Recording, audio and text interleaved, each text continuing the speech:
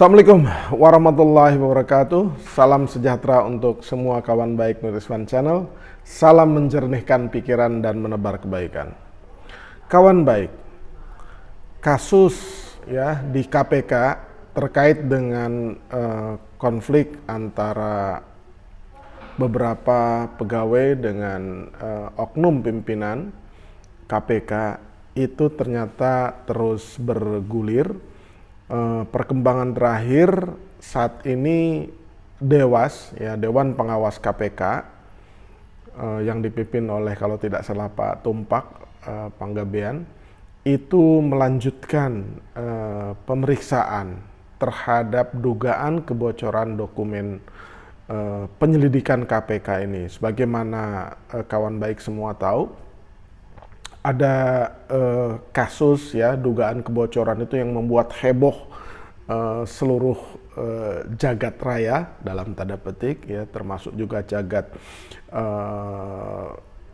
politik, karena diduga itu laporan penyelidikannya itu bocor ke pihak yang sedang diselidiki, dalam hal ini pejabat-pejabat Kementerian SDM. Dugaan kebocoran ini konon ditengarai Menteri SDM Pak Arifin Tasrif itu menerima laporan penyelidikan itu dari Ketua KPK Firly Bahuri, dari Pak Arifin Tasrif kemudian diserahkan kepada Kepala Biro Hukum, tentu saja untuk mengantisipasi penyelidikan tersebut. Nah, saat ini Dewas sudah memanggil pihak yang melaporkan, termasuk Brigjen Endar yang dicopot, padahal sudah diperpanjang oleh Pak Kapolri, tapi tetap dicopot oleh Ketua KPK. Kemudian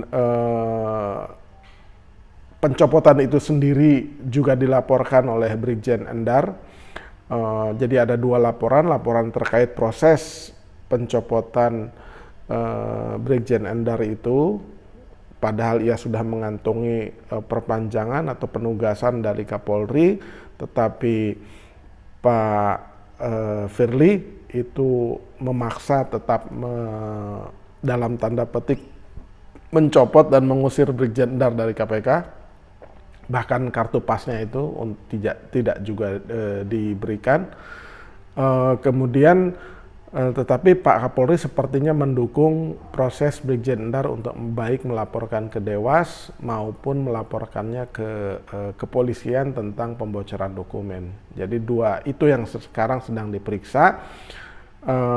Pak Saud Sitomorang, mantan KPK, mantan pimpinan KPK juga dipanggil untuk dimintai keterangan, terus beberapa LSM juga dipanggil untuk dimintai klarifikasinya. Nah, akan kemana ujung dari persoalan atau kasus Firly Bahuri ini? Nah, di saat yang sama ternyata ada sidang terkait dengan penyewaan helikopter Firly Bahuri yang harganya itu ternyata diskonnya itu besar-besaran gitu. Di salah satu media disebutkan bahwa sewa per jamnya itu bisa 30 juta, Pak Firly itu nyewa cuma 7 juta, itu di salah satu media, dicek aja di medianya, dan itu sedang bergulir di persidangan ya, sidang pra peradilan. Ada pihak yang melaporkan atau menggugat proses itu. Tapi sayangnya sidangnya itu ditunda karena pihak Kabareskrim itu tidak hadir, mungkin akan dijadwal ulang. Nah, di saat yang sama pada sekitar pertengahan April lalu, di tengah kehebohan konflik antara Brigjen Endar, Pak Firly, kemudian ya secara kasat mata kita melihat ketegasan dari Kapolri yang terus menugaskan Brigjen Endar dan memproses secara, sepertinya diberikan dukungan untuk memproses secara prosedural dan secara hukum kemudian itu ada pertemuan, ya bukan pertemuan, sepertinya lebih tepat itu adalah Pak Firly Bahuri menemui Kapolri di rumah Kapolri. Nah, itu beda. Kalau pertemuan itu mungkin tempatnya netral, tapi kalau seseorang mendatangi, mengunjungi ya ke kediaman orang lain, nah itu dia sedang bertamu tuh. Ya, makanya tak heran ketika Firly Bahuri bertemu Kapolri di tengah serangan gencar terhadap Firly Bahuri dari banyak pihak tentang kebocoran dokumen, tentang proses pencopotan Brigjen Endar yang ditengarai proses pencopotan itu karena Pak Firly itu diduga ingin memaksakan kasus Formula E naik dari penyelidikan ke penyidikan. Sementara para aparat penegak hukum di KPK itu sendiri di level direktur, di level eselon 2 ya, mungkin juga eselon 1 itu menolak karena tidak ditemukan mens rea maupun bukti-bukti ya yang terkait dengan meningkatkannya dari level penyelidikan ke penyidikan. Nah, ketika Pak Firly Bahuri bertemu di kediaman Kapolri, Novel Baswedan, ini salah satu penyidik yang disegani, mantan penyidik KPK yang senior dan disegani, itu berkomentar bahwa Novel menduga Firly itu karena takut diproses secara hukum, ya, gitu. Salah satu pejabat KPK dari kepolisian yang ditugaskan di KPK itu namanya Pak Karyoto. Nah, Karyoto ini juga salah satu yang dalam tanda petik itu dikirim kembali atau dikembalikan ke Polri oleh Pak Firly itu. Nah, Pak Karyotonya itu Kapolda Metro Jaya sekarang.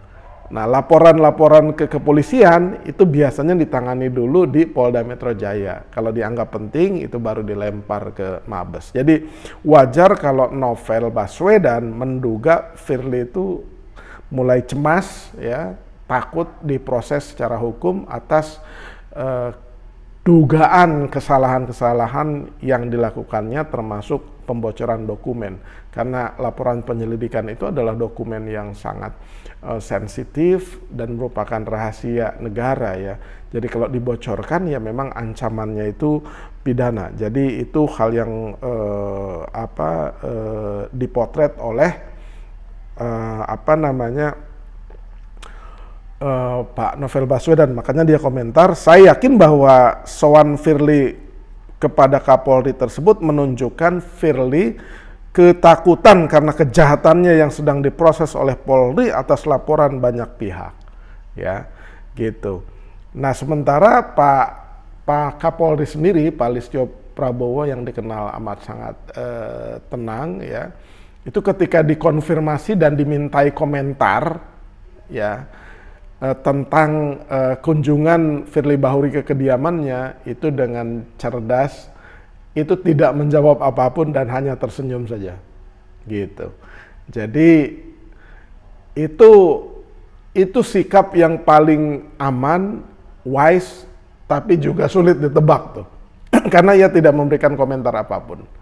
Ya, tidak memberikan komentar apapun gitu. Nah, itu menunjukkan bahwa ia menyimpan banyak jurus yang bisa dia pergunakan pada saat yang tepat gitu. Nah, apakah misalkan ia memproses laporan kebocoran dokumen itu dan memanggil Pak Firly karena dugaan tersebut, atau dia membiarkan saja laporan itu di atas meja, ya kan?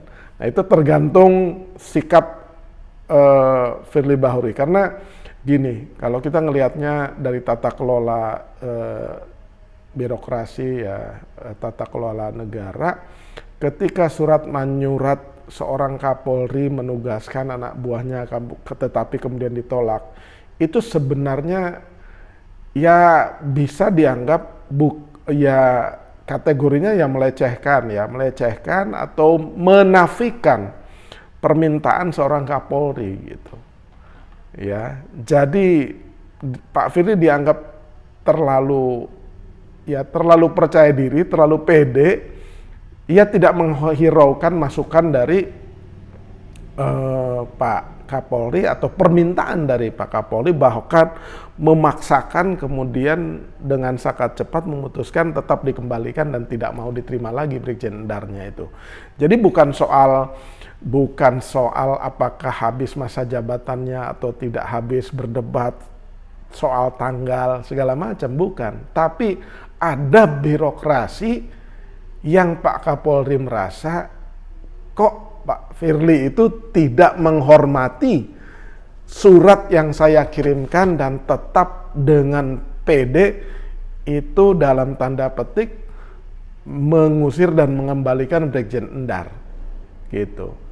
Nah, awalnya tuh pede sekali positioning Pak Firly itu, tetapi ketika laporan ke Dewas gencar, laporan kebocoran dokumen gencar, bahkan beberapa video itu diunggah di Twitter, ya tembok kepedean Pak Firly itu ya rada rontok juga. Kalau tidak rontok, dia tidak mungkin mengunjungi atau berkunjung atau sowan dalam bahasa Novel Baswedan ke Kapolri, ya kan? Dia terpaksa harus merendahkan dirinya, ya, merendahkan levelnya, merendahkan rasa percaya dirinya, ya, dan bersikap rendah hati harus berkunjung ke Pak Kapolri. Dan uniknya yang menyebar-nyebarkan pertemuan kunjungan itu ya Firly Bahuri sendiri gitu. Dari sisi humas kepolisian, dari sisi Pak Listio, dari tim komunikasi Pak Listio itu zero publikasi yang diinisiasi oleh pihak Polri. Tuh, kalau gitu bacanya begitu. Jadi yang ingin mengambil kredit, ya, poin bahwa sudah ada pendinginan antara Kapolri dengan Pak Firly itu ya Pak Firly. Itu karena dia menganggap penting dan kemudian sepertinya kalau kita analisa ya yang menyebarkan itu ya Pak Firly gitu. Nah, pada saat pertemuan itu kan di mana ini? Di kompas.com tanggal 19 April 2023 tuh.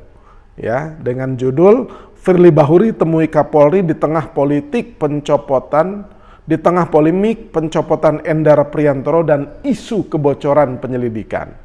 Ya. Ketua KPK menyambangi rumah jabatan Kapolri Jenderal Listio Sigit Prabowo di tengah persoalan pemberhentian Brigjen Endar Priantoro dan dugaan kebocoran informasi penyelidikan di Kementerian SDM.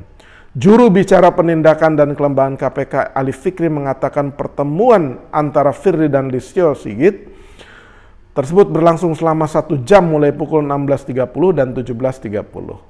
Dalam foto pertemuan itu, Firly mengatakan KPK dan Polri memiliki tujuan yang sama dan saling membantu dalam memberantas korupsi. Polri memberikan bantuan dan andil pada setiap kegiatan KPK. Nah, kan kelihatan bahasanya. Dia menurunkan tonnya dari tadinya itu, wah pede sekali. Bisa ngelawan Polri dan bisa melawan Kapolri dengan cara menolak surat itu. Nah, ini juga strategi, bisa jadi bukan kerendah hatian. Bisa jadi dia dalam tanda petik mengalah, tapi sikapnya mempertahankan terus tuh. Sikapnya adalah mempertahankan bahwa Brigjen Endar tidak bisa kembali lagi. Kemudian dia juga percaya diri bahwa dugaan kebocoran itu bisa dia bereskan di Dewas tuh. Ya. Nah, ini kita akan menonton kembali, para netizen bisa menonton kembali betapa kasus Firly Bahuri di KPK ini bukan soal yang sederhana. Tapi jadi dari kasus yang kita lihat yang terjadi di KPK antara oknum pimpinan KPK, ya, tidak semua pimpinan bersikap seperti itu. Tapi dari kasus Pak Firly Bahuri, kemudian kasus Brigjen Endar yang kemudian walaupun sudah didukung oleh Kapolri dengan surat penugasan baru, itu kemudian kebocoran dokumen, itu betapa kita menyaksikan ya bagaimana sebuah tata kelola negara yang menurut kita itu, menurut netizen juga pasti sepakat, memprihatinkan gitu. Ya, memprihatinkan sekali ya bagaimana semua itu bisa terjadi, dan itu dipertontonkan oleh Jenderal Bintang 3 sekelas Pak Firly Bahuri itu. Gitu. Jadi ya menyedihkan gitu, menyedihkan, apalagi ada ya konon ada isu di media massa juga ya betapa getol memaksakan perkara Formula E itu ya, tapi ini dugaan-dugaan yang diliput oleh media massa segala macam yang ada hubungannya ketika Formula E ya hubungannya dengan Anies, dan Anies bagaimana dijegal untuk Pilpres. Orang sesimpel itu melihat rahasia yang sudah menjadi rahasia umum itu ya secara telanjang tuh ya. Nah, kita harapkan Dewas bisa bersikap dengan profesional dan tegas gitu, karena Ketua KPK itu ya harapan banyak masyarakat dalam pencegahan maupun penanganan korupsi itu ya. Bagaimana itu bisa terjadi? Dulu kan pernah juga dia seorang Firly Bahuri itu ketika kasus menyewakan helikopter untuk pulang ke kampungnya, kalau tidak salah ke Sumatera Selatan sana, ya itu diberikan peringatan karena melanggar etik ya kan, tapi ya ringan saja gitu. Jadi kalau memang terbukti ya ia membocorkan dokumen, ia secara birokrasi menempuh jalur pemulangan Brigjen Endar itu tidak tepat, itu kalau terbukti ya dengan bukti-bukti yang di media massa, di sosial media itu juga sudah terungkap, itu mestinya dihukum secara tegas dan adil gitu. Jangan sampai itu terus berulang sehingga menghilangkan kepercayaan kepada institusi ya penegak hukum gitu. Nah, ini juga akan merembet.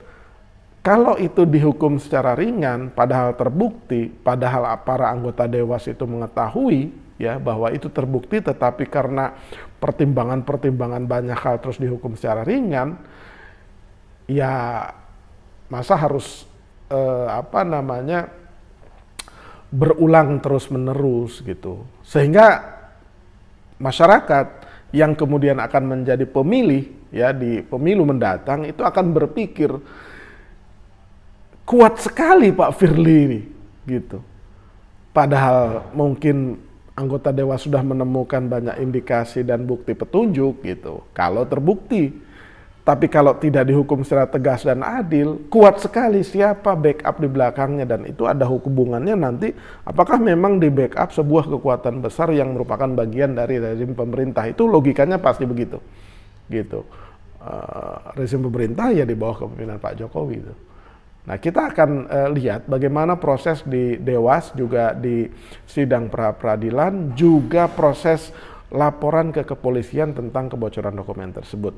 Semua masyarakat harus menyaksikan ini, dan sekarang melalui sosial media kita bisa langsung merespon dan memberikan masukan kepada Polri, kepada KPK ya, kepada Presiden. Ada ya laman-lamannya tersedia dengan sangat banyak gitu. Kita lihat apakah ini akan menjadi klimaks atau menjadi anti klimaks. Jangan lupa subscribe, like, share, dan komen Nur Ihsan Channel. Terima kasih.